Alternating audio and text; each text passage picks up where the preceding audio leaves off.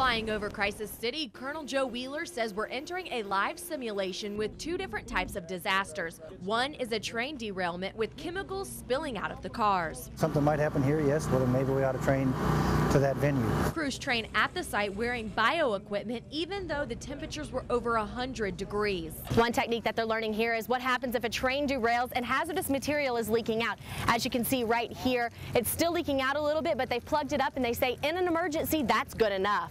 But the training didn't stop at the train derailment. They simulated where vehicles were thrown into buildings and they had to find people inside. In the Rebel exercise, live people are hiding in different nooks and crevices like this one right here, so they can actually train for a search and rescue operation. We don't train for a multidisciplined response to a crisis, then when that crisis occurs, we will not be ready for it. Training for these disasters has helped crews out in many ways, and one being communication. We need a transfer of information, patient location, and how we've extricated those victims off the rubble pile. Going on top of the rubble with the rescue team was eye-opening when you see what can happen in this type of disaster. Here they are trying to get survivors out from underneath the cars. Shawnee County Emergency Manager Dave Sturbin says this training is crucial. An emergency manager, the ability to come to Crisis City with this many people and do an exercise, you can't do it often enough, you can't do it long enough. According to many of the emergency responders, the key to making it all work was learning how to communicate among the different agencies.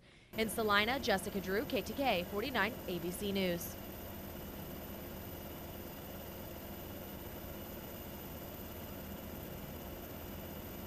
For